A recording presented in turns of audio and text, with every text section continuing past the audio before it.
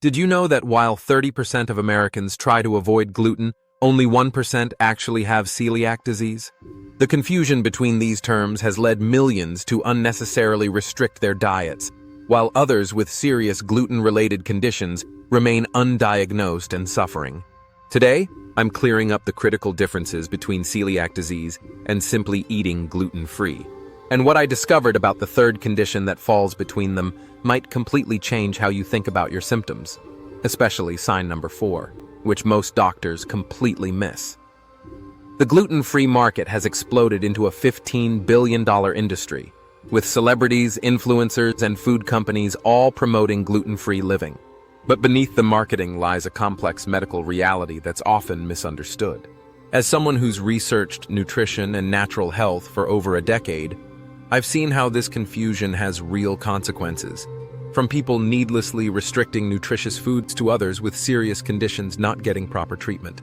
Today, we're going to clarify exactly what celiac disease is, how it differs from other gluten-related conditions, and why understanding these differences matters for your health.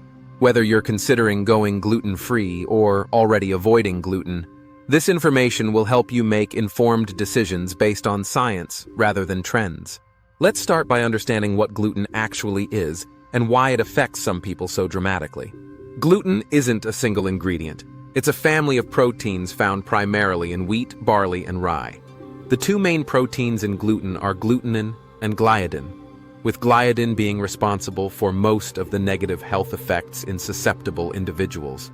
When flour mixes with water, these proteins form a sticky network that gives bread its chewy texture and helps it rise. This unique property is why gluten has been valued in food production for thousands of years. Gluten appears in obvious places like bread, pasta, and baked goods, but it's also hidden in many processed foods as a thickener, stabilizer, or flavor enhancer. It can be found in everything from soy sauce and salad dressings to medications and even some supplements. Now that we understand what gluten is, let's examine the 3 main ways it can affect the body, starting with the most serious condition. Celiac disease is not a food preference or sensitivity. It's a serious autoimmune disorder where the immune system attacks the small intestine when gluten is consumed. This attack damages the villi, small finger-like projections that line the small intestine and absorb nutrients. When these villi are damaged, the body cannot properly absorb nutrients, leading to malnutrition regardless of how much you eat. This is why untreated celiac disease can have such wide-ranging and serious effects throughout the body. Celiac disease affects approximately 1% of the population worldwide, though many remain undiagnosed. It has a genetic component. If you have a first-degree relative with celiac disease, your risk increases to about 10%. The symptoms of celiac disease can vary dramatically from person to person.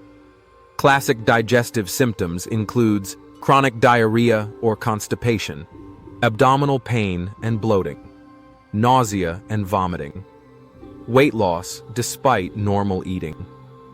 Non-digestive symptoms: fatigue and weakness, bone or joint pain, headaches and brain fog, skin rashes, particularly dermatitis herpetiformis,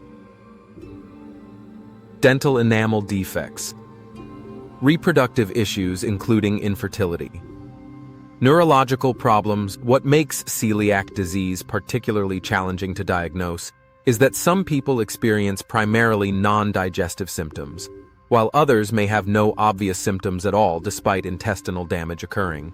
The only treatment for celiac disease is a strict, lifelong gluten-free diet. Even tiny amounts of gluten, as little as a crumb, can trigger an immune response and intestinal damage in people with celiac disease. The second condition is non-celiac gluten sensitivity, NCGS, sometimes called gluten intolerance. This is where much of the confusion begins. Unlike celiac disease, NCGS does not involve an autoimmune response or damage to the intestinal villi. However, people with this condition experience genuine symptoms when consuming gluten that improve when gluten is removed from their diet. NCGS is estimated to affect about 6% of the population, 6 times more common than celiac disease.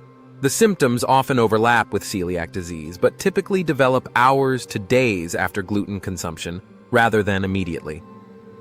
Common NCGS symptoms also includes Digestive issues, bloating, abdominal pain, irregular bowel movements, fatigue and brain fog, headaches, joint and muscle pain. Mood changes, including anxiety and depression. Skin problems like rashes or eczema. What makes NCGS particularly challenging is that there's no definitive test for it. Recent research suggests that for some people with NCGS, the problem might not be gluten itself, but other components in wheat such as FODMAPs, fermentable carbohydrates, or amylase trypsin inhibitors, ATIs. This explains why some people who react to wheat can tolerate other gluten-containing grains like barley. Unlike celiac disease, which requires absolute gluten avoidance, many people with NCGS can tolerate small amounts of gluten without significant symptoms. The threshold varies from person to person, making it a more individualized condition to manage. The third gluten-related condition is actually wheat allergy, an immune response to proteins in wheat, which may include but is not limited to gluten. Unlike the delayed symptoms of celiac disease or NCGS, wheat allergy typically causes immediate reactions like hives or skin rash, nasal congestion, digestive distress, difficulty breathing. In severe cases, anaphylaxis, a life-threatening reaction. Wheat allergy is diagnosed through skin prick tests or blood tests that measure immune response to wheat proteins. Treatment involves strict avoidance of wheat, but not necessarily all gluten-containing grains. Some people with wheat allergies can safely consume barley or rye. Today's commercial bread is made with rapid fermentation methods that don't break down these proteins as effectively. Some studies suggest that glyphosate, a herbicide commonly used on wheat, may damage gut bacteria and increase intestinal permeability, potentially making people more reactive to gluten. Modern bread often contains enzymes, preservatives, and other additives that weren't present in traditional bread making. This may explain why some people who react to commercial wheat products can tolerate organic sourdough bread or ancient wheat varieties. It's not just about gluten, it's about how wheat is grown, processed, and prepared. Now let's address the gluten-free diet itself. Who benefits from it, and what risks it might pose? People with celiac disease, absolutely necessary. Those with diagnosed non-celiac gluten sensitivity. Individuals with wheat allergy, though they may tolerate other gluten-containing grains. Some people with specific autoimmune conditions, particularly autoimmune thyroid disorders. Potentially those with irritable bowel syndrome, though a low FODMAP diet may be more appropriate. Nutritional deficiencies, particularly B vitamins, iron, and fiber. Higher intake of sugar and fat, many gluten-free products are highly processed. Increased food costs. Gluten-free products typically cost 2 to 3 times more. Social isolation and reduced quality of life. Delayed diagnosis of underlying conditions. For those who genuinely need to avoid gluten, a properly planned gluten-free diet can be nutritionally complete and health-promoting.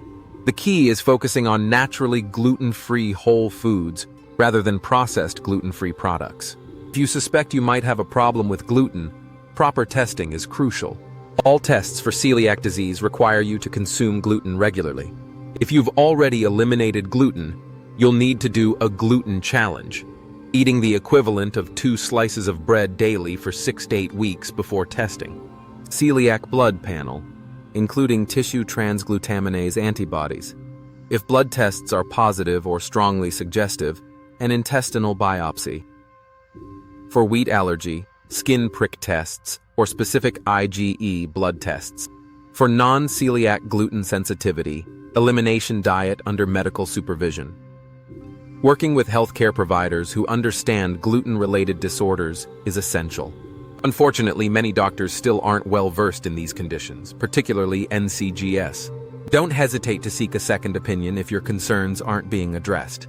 Understanding the difference between celiac disease and simply eating gluten-free is crucial for making informed health decisions. Whether you have a diagnosed condition or are exploring dietary changes for wellness, knowledge is power. If you do need to avoid gluten, focus on naturally gluten-free whole foods like fruits, vegetables, lean proteins, nuts, seeds, and gluten-free grains like rice, quinoa, and certified gluten-free oats. For those with gluten-related conditions, certain natural approaches may complement a gluten-free diet. Probiotics to support gut healing. Anti-inflammatory herbs like turmeric and ginger, digestive enzymes to support nutrient absorption, L-glutamine for intestinal repair. Remember, the goal isn't to follow trends, but to find what truly works for your unique body. Listen to your symptoms, seek proper testing, and make informed decisions based on your individual health needs.